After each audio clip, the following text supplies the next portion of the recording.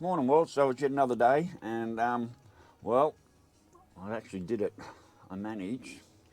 I'm going to point you down here because of the light. So I managed to get the frame in and around the motor with the centre stand on. So that went really, really well. Far better than I expected, but yeah, it was still a. So that went way better than I expected, but I still had to take me time. And this whole model is going to be take my time. So now I've got that done. Now I've got that done. I've got the coil pack up here. So now what I've got to try and do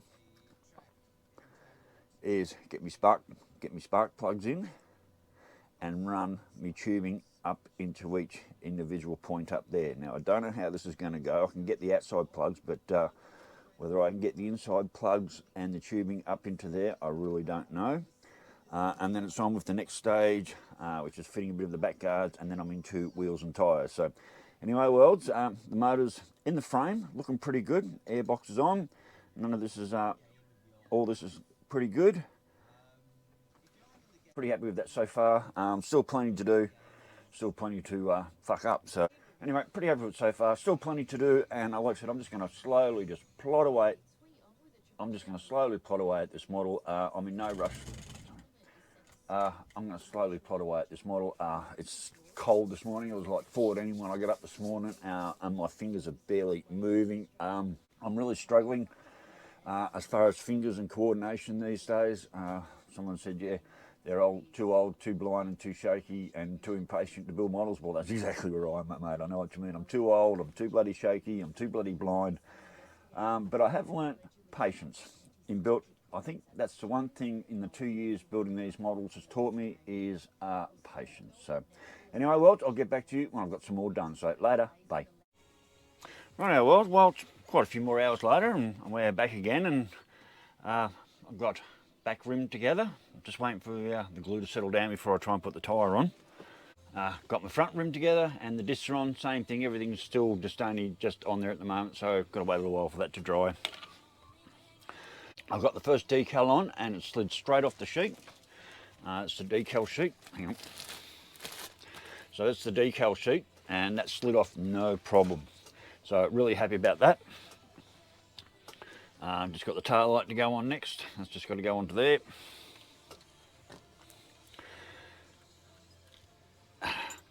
So I managed to get all my spark plugs in, but you probably can't see. I don't know.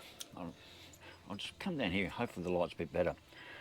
So I got my spark plugs in, but up in here is where the coil is, where I was trying to get the lines onto. There were nipples on there. You probably can't see. There's nipples that your lines from the spark plugs go onto, and you will end up breaking two of them off. They were really hard to get on, and anyway they broke off. So mud guards on. Little bit of painting in here for the electrics. The battery's in. You probably can't see. I couldn't find the battery box for ages until I realised it was. You probably can't see either. The battery box is clear plastic, so you can probably just see. I don't know.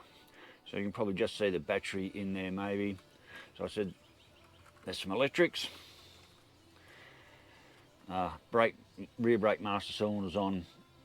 So there we go. So that's where we're up to at the moment.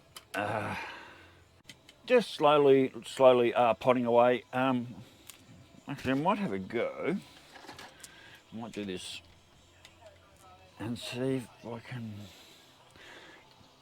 see what these tyres are like to get on.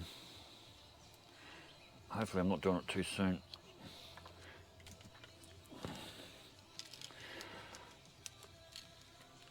I had one of me, the Honda 754 model had the worst tyres ever on a model I've ever come across in my life. And they had these stupid inserts that just didn't work.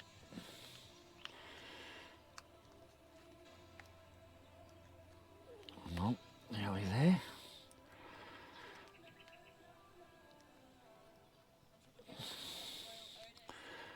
Rightio, one tyre on. It's not looking overly good, but anyway, it's on. I gave a little bit of a gold highlight. So, alright, so I've got the tyre on the rim. I'm not overly happy with the way the tyre's looking, but it's on. There's a massive big flat spot.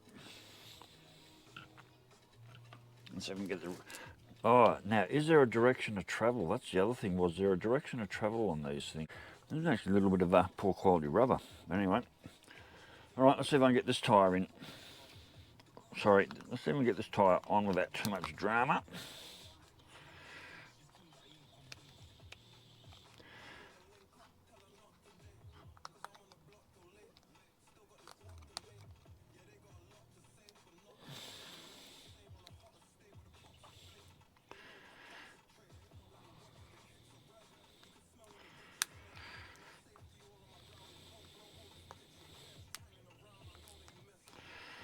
Don't like the way that's sitting.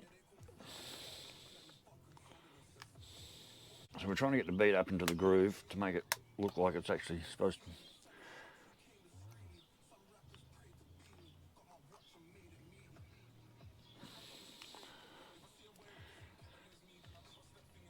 Same thing, great big flat spot. There's a big flat spot in the wheel, but anyway, there is too.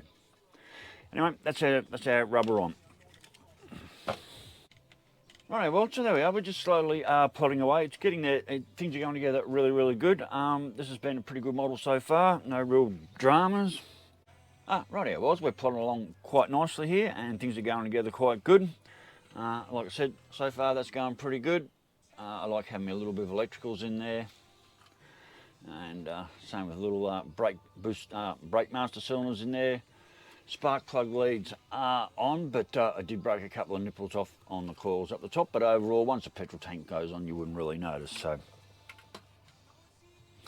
anyway, well, just a short update and I'm back into it, and I'll get back to you a bit later when I've got more done. Later, bye. Anyway, well, a few more hours on.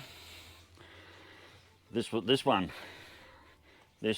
a bit of a challenge, but we got it on. The shockies actually do work. And got the rim and all that together. Got my brake caliper on. I'm not really sure that's the way. Something's just not 100% right here with these shockies.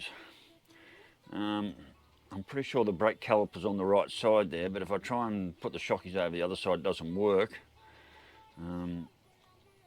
Like, I don't think I'm pretty sure they don't go like that. But I won't know until I get it back into the bike. So at the moment I'm just in the process of assembling the front forks. Kettle's boiling, some calipers, and a few more caliper things. Yeah, the front fork can be a bit tricky, especially when you got to put your triple tree, like you got to put your triple trees on here, your triple trees on at the top, and also the way they've got this set up to get the wheel in.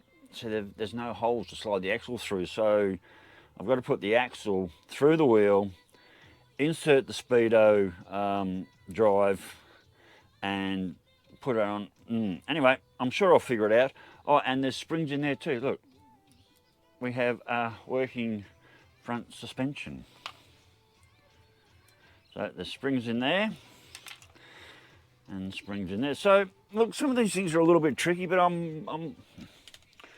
some of these jobs are a little bit fine, a little bit tricky, but I'm getting there, and I'm just, like, I really take my time in, and I lay out my parts. I literally do just one thing at a time, get that fully complete before I move on to anything else. So anyway, worlds, just slowly plugging along and slowly getting there. I'm really, really enjoying this build, and still a hell of a lot more to go yet. So, and not much painting, but just little, like I said, I like the idea of having red brake calipers and things like that, just tiny little things, and even the things that go on the brake calipers, I do them in silver pens that were sent to me as well. So anyway, worlds, I've got a cup of tea waiting, and then I'm back into it. So rightio, later, bye. Morning, well, it's Hippy Trev here. Yeah, well, it's yet another day, and we're back to the Boldor 900 CB build. So I've just been slowly putting bits and pieces together. So nothing's really happened to the engine and the frame at this stage. I'm hoping you get a better look at those colours in there that I've done.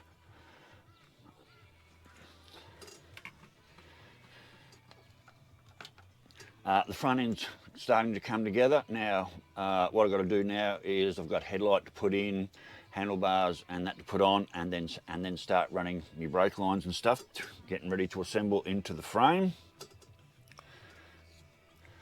This is the bottom part of my speedos and stuff, and you actually had to put in these little tabs for the hose lines. That's for like your tacho and speedo drive.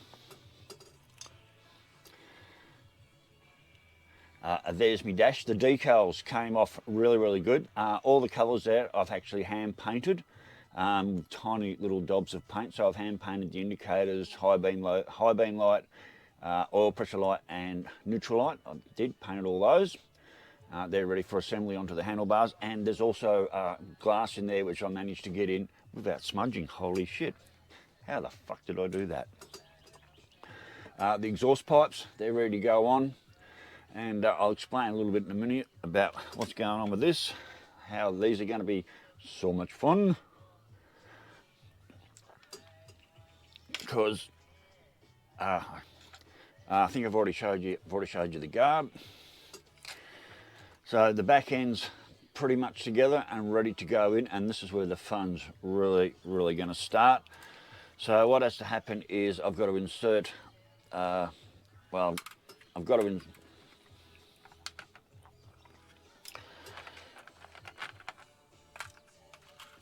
what's going to happen, so I've got to insert the wheel into there and get that ready. But as I'm doing all that, to hold this into place, this swing arm into place,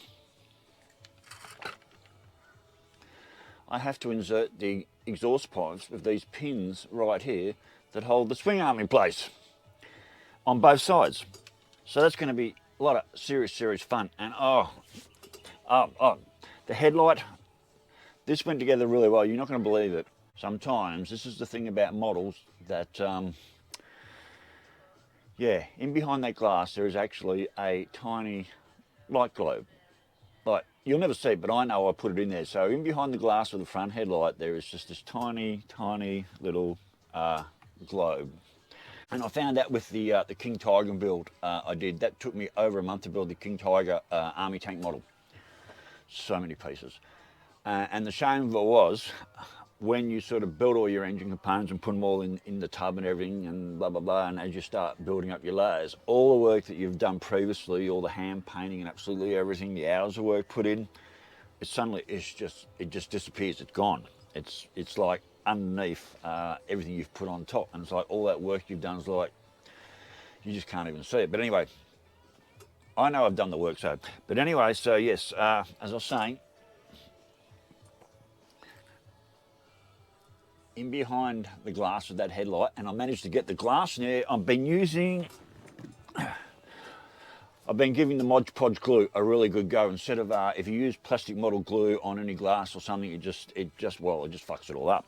And I tried using Mod Podge I tried using Mod Podge a while ago, and I wasn't having any success with it. And then a couple of comments were made about how to use it properly, and since then I've been using it properly and it's working. So managed to get the glass in there, no smears. But yeah, so inside there is a light globe. It's amazing. So and the worst part, oh my god, this was terrible. So this is the chain guard, right? Just chain guard, nothing much. It's in two bloody pieces, and trying to join that side to that side down the middle here, because you couldn't hold it together with your fingers, because you couldn't put anything on it, otherwise you'd close up the gap there. And so far, out of everything I've done on this model, and I can even see there's a gap there, the chain guard has been the hardest part to put together on this whole model so far. That's about to change, because like I said, I've got to start assembling all these bits and pieces I've put together. So anyway, so yeah, the chain guard, that was a pain in the ass, literally. So anyway, well, that's where we're at now. So I'm sort of at assembly stage, so I've got to get the chain guard. I think I've got to get the chain guard mounted onto here. Then I've got to insert that into there and put the exhaust pipes all on at the same time. And there's no supports to the shockies because the front shockies are held together by handrails, which have to go on later. So, and then we're not even talking about getting the front end assembled. So, hopefully it won't end up in the bin. Righto, well, catch you later. Bye. Alright, we're back. So, everything was going really well till it wasn't. So, I managed to get the rear end of the bike. So I managed to get the rear end of the bike in, and that was a pain. I got this side in, went in no worries. As you can see, it's missing now. Went to load in this side, and I could not get this swing arm to line up because the front sprocket was hitting up against here. I couldn't move it forward enough. I finally got it in there, but in the process, I managed to break the pins off on this side. And there they are there. So, but that's all right. I can just, they can be just glued into place without too much problem. So then I went to put the shockies on and attach them. Oh God, here we go. Problems already. So I went to attach the shockies to here, and the way they had it is you've got this very, very thin pin that was to go through there and into the frame. Now, these also had the springs and everything on them. Turns out, oops, the eyelet up the top here, this eyelet here was way too small to get this pin through. And in trying to get it through without breaking it, this shocky here decided to separate, and this up and down piston rod literally just pulled straight out. The springs and shit went everywhere. So in trying to secure this side, I went through the same problem. So what I was about to do was I was just about to round the holes out so I could get the pins through. And I broke the top of the eyelet completely off this bit of shaft here. I've glued it back on. I don't know how it's going to go. I don't think I'm even going to bother putting the, I don't think I'm going to bother going through the whole procedure of trying to get these springs back on there. There'll be just too much pressure to put on this. And also in the process of gluing, because these come in two halves, right? And what happened is the halves slightly separated, and the bell at the bottom of the shaft here just got straight out the top of the shocky, and the whole thing just collapsed and come apart, and basically made a complete and utter fucking balls up of it, totally. So I don't think I'm going to be able to, well, I might be able to get the shocky back on this and put it all together, but the up and down movement of this pin's no longer there because it's now being glued into place into here. This really nearly ended up in the fucking bin, I tell you. So frustrating. I got so frustrated just trying to get the back end of the bike in, and all because somewhere in the kit, this front sprocket there was hitting up against in there, and you couldn't bring the swing arm over enough to get the pins through it, and it was just a fucking disaster. But I finally got it in while breaking off these pins on this side exhaust pipe that go over here, but I could neaten that up. And then when I snapped the top off, which one? Yeah, I snapped the eyelet off the top of this, and this all come apart. It just very nearly all ended up in the fucking bin. Not a very happy hippie right now, but anyway. So, rightio, so, well, now as everything was black, so it's time to get down to the tanks and mudguards and stuff and start looking at that. So everything came on a black frame. So the tank and the mudguards and the side covers, I put a light grey primer over it. Now, I don't think this, I'll just tell you, I don't think this paint looks all that fluoro on the camera, what you guys can see, but this is a very, that's like a high vis fluoro, like not quite pink, not quite red, that high fluoro vis that people get. That's sort of the colour it is. So I thought, well, I kind of got sick of using rattle can paint. So basically what I did was I used the high fluoro paint, and I just hand brushed the paint. Now, it certainly didn't come out high fluoro. It's come out like a dull, purpley, red, whatever. But you know what? I actually don't mind. It's a flat colour, it's not a gloss colour, and I'm just going to leave it at that. So, but anyway, right now, so yeah, that's going to be the colour of the bike, and I'm not too upset by that. But yeah, the fluoro paint certainly did not turn out very far. So I'm going to slowly get on with this. I'm going to try and reassemble these back shocks and get them together. I don't know how it's going to go. Hopefully I won't get too frustrated and chock it in. Hopefully I don't get too frustrated and toss it all in the bin. Because other than that, the model's been going together pretty well. I knew I was going to have a bit of fun trying to get the back end into it, but yeah, because of that front sprocket not going deep enough. And anyway, yeah, total disaster, but hopefully I can get past it, and hopefully I can get a bit further down the track and show you a built model. So, Radio Worlds, maybe I'll catch you later. Bye. Radio Worlds, well, it's quite a few hours later, and I managed to get the shock absorbers on the bike the way they're supposed to. Managed to get the exhaust pipe on. It's a little bit flimsy on this side, but that's okay. I got it on. Done. Do not touch. Very, very flimsy, but it's on, and it looks the part. A little bit more done to the front end. Got the guard on, got some hosing on. I got the headlight on and the little side lights, and I got my dash on. So that's on. So anyway, that's where we are at the moment. I've got a lot of little tiny things. I'm waiting for a lot of glue to dry. I'm going to try and glue this back on. I'm up to putting the handlebars on. This is one of the brake lines. I don't know why there isn't a second nipple under here for this brake line to come up into there. So it's only going to have one. It's only going to have one brake line. But I did manage to get the speedo cable hooked up properly. So yeah, I did manage to get the speedo cable hooked up properly. Anyway, Radio Worlds. Lots of little gluings and lots of waiting. So Radio Worlds, I'm going to call that the end of part 2. And hopefully we'll catch you a bit later when I've got the final bits of the bike going together. So Radio Worlds, catch you later. Bye.